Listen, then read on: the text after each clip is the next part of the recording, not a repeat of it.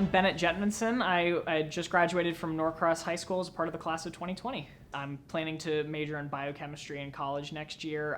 All of my teachers have made the subjects just so enjoyable, so much fun, it's so fascinating to be able to learn about like how the world works and the way that everything interacts with each other. As you can tell by my shirt, I'm going to be attending the University of Auburn next year. I wanted to get a little bit away from, the same old Georgia kind of thing.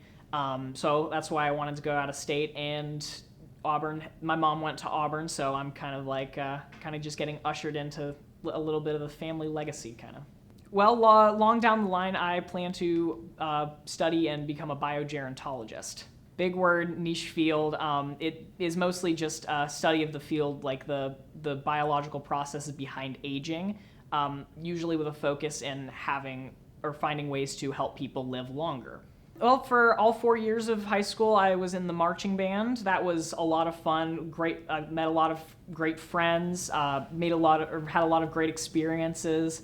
And it was honestly a very shaping activity for me. It really helped me to develop who I am. And then another thing, this year, after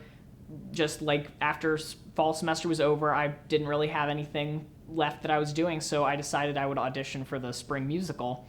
And I managed to score a leading role. Everybody was really excited. I was really excited. And then all this COVID stuff struck and everything just kind of fell apart. So I was kind of disappointed about that, but I mean, it's been really difficult just like how everything just kind of, and it was all so sudden.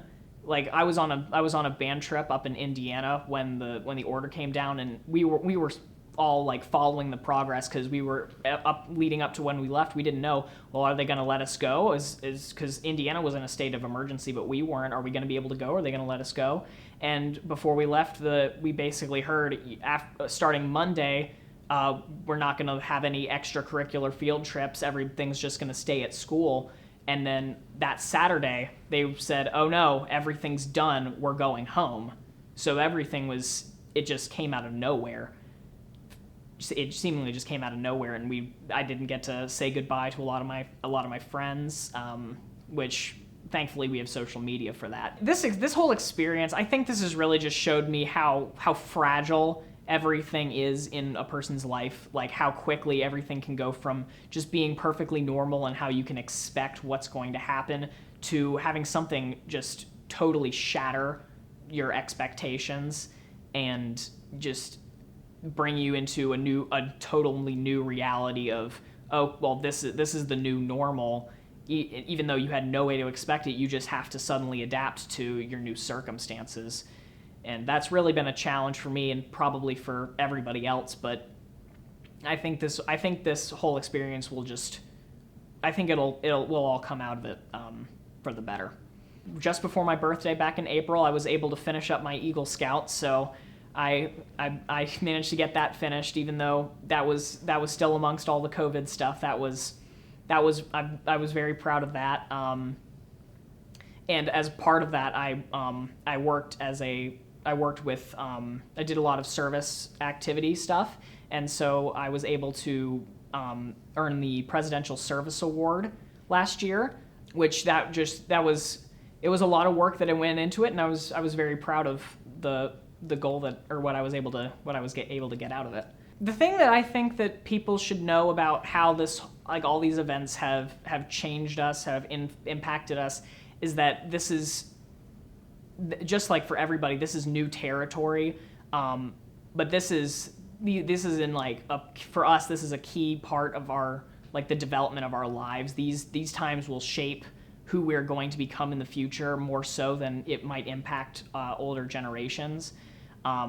Kids who've missed out on months of school, who might miss, depending on how this impacts the fall semester. This might even further impact their education and shape how they interact with other people, whether that be with finding a newfound gratitude for the time they get to spend with other people, or spending their time in fear that something new might come up and completely change everything again. So this has certainly ushered in a new time. This is a very crucial event in our generation's lifetime. The teachers I've had in the sciences have been some of the best people that I've interacted with in my education. But what led me to that career field specifically, I'm an IB student, so part of that is you have to write an extended essay, 4,000 words on a topic of our choosing. And so the topic that I decided to choose was it was an idea for how you might possibly be able to achieve immortality or biological immortality in humans. And the more I looked at it, the more fascinated I became, and just looking at the technology we have available and thinking, hey, this might be a possibility. This might be something we can do in maybe the next 15 to 20 years. And that was something that I loved the idea of, and because that would, like this, that would bring out whole new changes in the way we see our lives, the way we live, and I wanted to be a part of that. If you're transferring your consciousness into a machine, is that really you? Like if you can copy your mind into a machine and then you die, to anybody else, if it's perfectly copied, then to them that's you, but is that you to you?